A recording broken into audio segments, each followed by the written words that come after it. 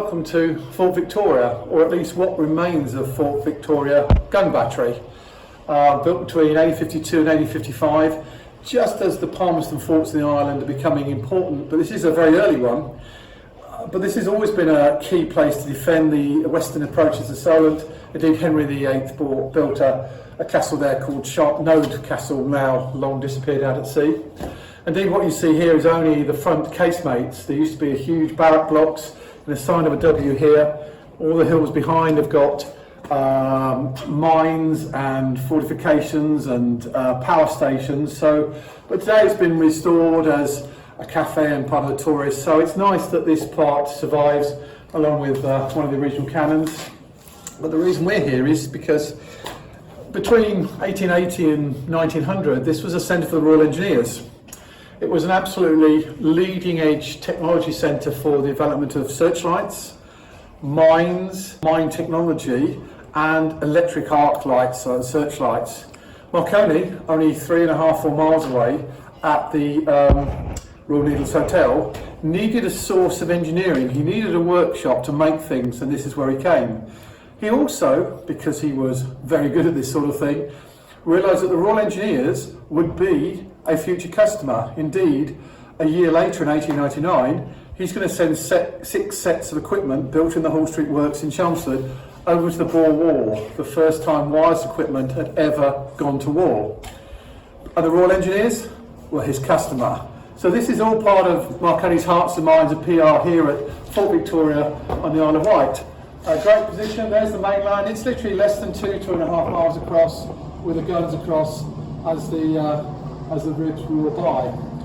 Also, as I mentioned earlier, what was key to Marconi's experiments was the use of piers for receiver equipment. He found that when you put a receiver in a boat with a metal hull, it worked better than it did on ordinary land. If you put it on over a pier, be it cast iron metal pier, such as Allen Bay or Swanage or Bournemouth for his big trials in Allen Bay, indeed just around the corner here, you have what is left of Fort Victoria's pier, now looking very derelict and about to be redeveloped. They're talking about putting the new pier in and even a restaurant there out at sea.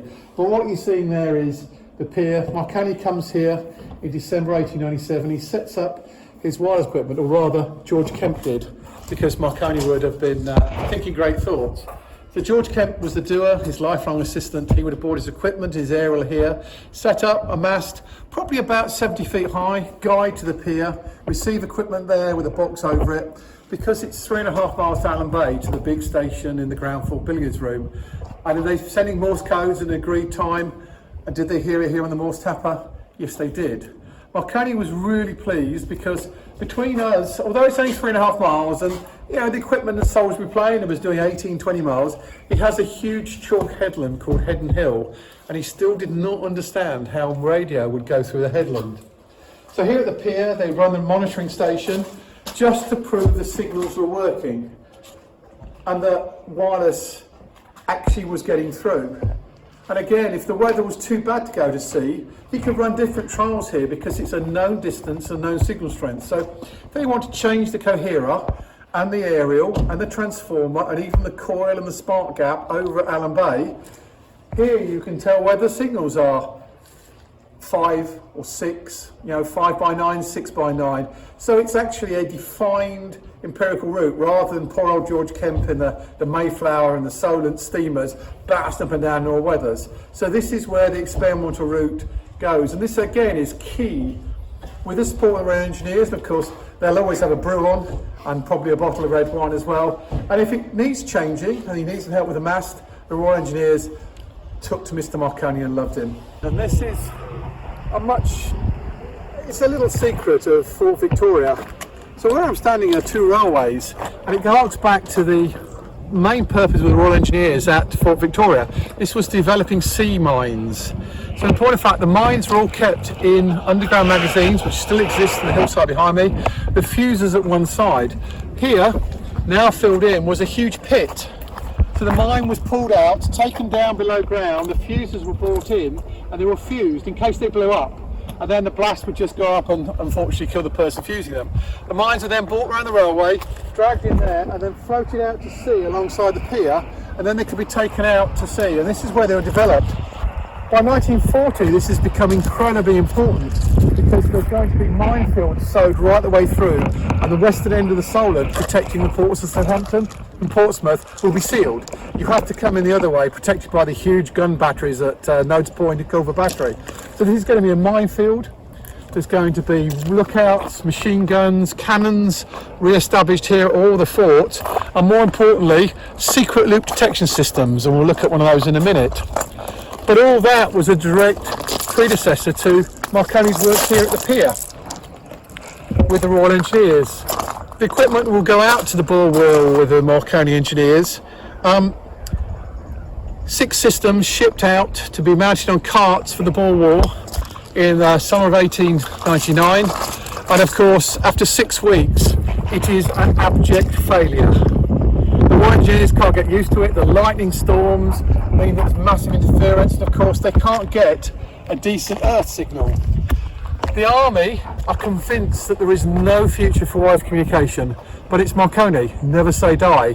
He immediately takes all the equipment and he moves it to the Royal Navy, to the Loga Bay Squadron, and of course ships provide a great ground plane, the aerials, high up in the rigging, and suddenly his 6 wireless equipments that have failed out on the South African veldt now work perfectly.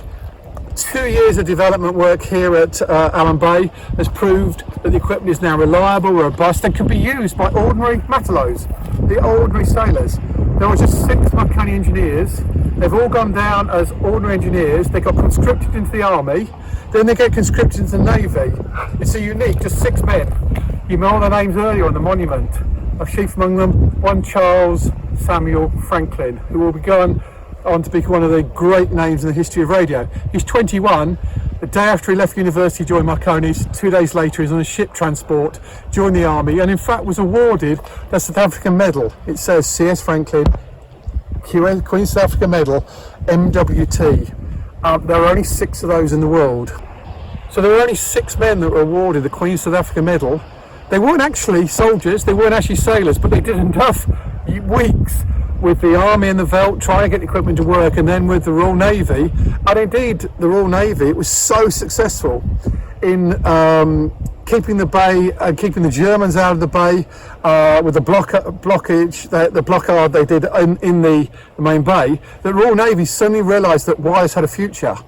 So a twist of fate, or genius on Marconi's part, all that work at the Royal Navy's Hotel, the work here, and suddenly within 5 years, by 1906, 120 ships of the Royal Navy have got wireless equipment capable of wireless communication in all weathers up to 120 miles.